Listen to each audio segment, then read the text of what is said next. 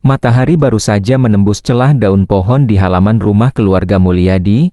Dedi kecil sedang bermain di tanah basah, tangannya penuh tanah dan debu. Sementara ayam jantan bersahutan di kejauhan, ia menoleh dan melihat ayahnya duduk di beranda, tersenyum hangat. "Dedi, nak," kata ayahnya, "ingat, seorang pemimpin bukan hanya duduk di kursi tinggi. Pemimpin itu harus turun ke lapangan, mendengar orang-orang yang membutuhkanmu." Dedi menatap ayahnya dengan mata berbinar. "Aku akan ingat, Pak, aku ingin membantu mereka yang kesusahan," ujarnya lirih, tapi penuh tekad.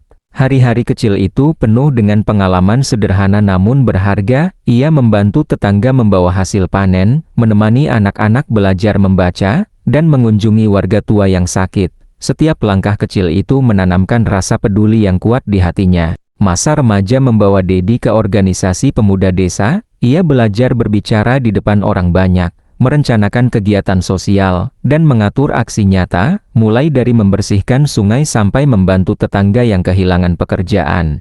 Suatu sore, Dedi bertemu dengan Pak Hasan, seorang petani yang baru saja kehilangan ladangnya karena longsor. Dedi duduk di sampingnya di tanah berlumpur dan berkata, "Pak Hasan, saya akan bantu Bapak. Kita bisa ajukan bantuan modal, dan saya akan mencari cara agar Bapak bisa menanam lagi." Pak Hasan terdiam, air mata menetes. "Jarang ada orang muda yang peduli seperti kamu, Dedi, terima kasih." Momen itu menguatkan tekad Dedi. Politik harus digunakan untuk menolong orang yang kesusahan, bukan hanya mencari jabatan. Ketika memasuki usia 20-an, Dedi memutuskan untuk mencalonkan diri sebagai anggota DPRD Kabupaten Purwakarta. Banyak orang ragu, politik itu kotor. "Dedi, kenapa kamu mau masuk?" Dedi hanya tersenyum. "Kalau aku tidak masuk, siapa yang akan memastikan mereka didengar?"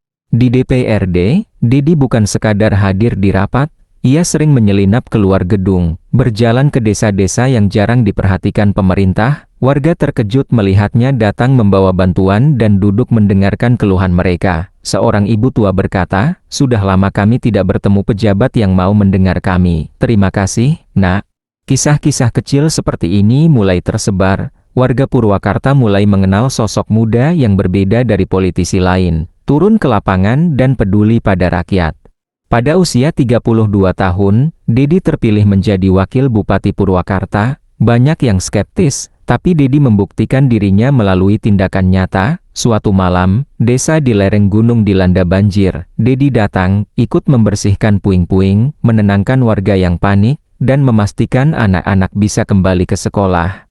Program Desa Mandiri lahir pada masa ini. Setiap desa diberi kesempatan mengelola sumber daya mereka sendiri. Di salah satu desa, seorang pengrajin bambu kehilangan tempat usaha akibat kebakaran. Dedi datang dan berkata, "Kita akan bangun kembali, aku akan bantu modal dan promosikan karya Bapak." Beberapa bulan kemudian, pengrajin itu sudah kembali berjualan, bahkan produk-produknya mulai dikenal di festival lokal.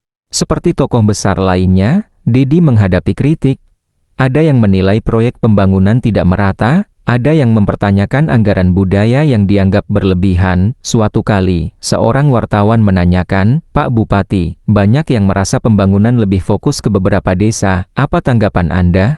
Dedi tersenyum, "Aku mendengar semua masukan, tapi yang paling penting adalah hasil nyata. Kalau jalan atau sekolah belum tersentuh, aku akan turun sendiri, bukan hanya janji di rapat." Gaya ini membuatnya tetap dihormati masyarakat meski ada lawan politik yang mencoba menyerangnya.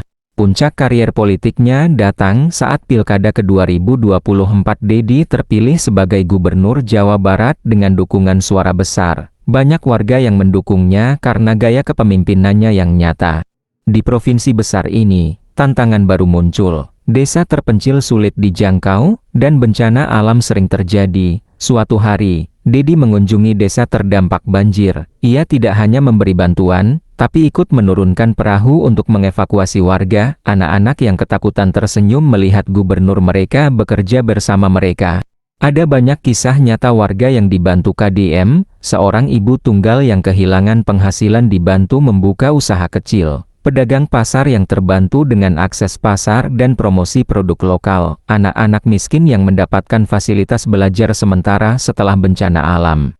Di media sosial, video-video ini viral. Banyak orang dari provinsi lain menulis komentar, Ini pemimpin yang nyata, bukan sekadar retorika. Dukungan ini menunjukkan bahwa kepedulian dan inspirasi KDM melampaui batas wilayah politik.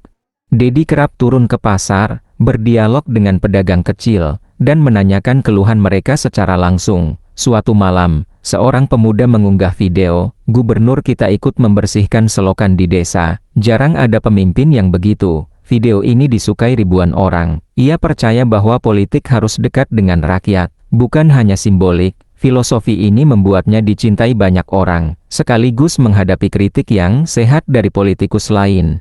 Dari Dedi kecil hingga gubernur, perjalanan hidup Kang Deddy Mulyadi adalah bukti bahwa politik bisa menjadi alat untuk menolong, menginspirasi, dan membangun masyarakat nyata. Ia tetap teguh, dekat dengan rakyat, membantu yang kesusahan, melestarikan budaya lokal, mendengar kritik secara terbuka.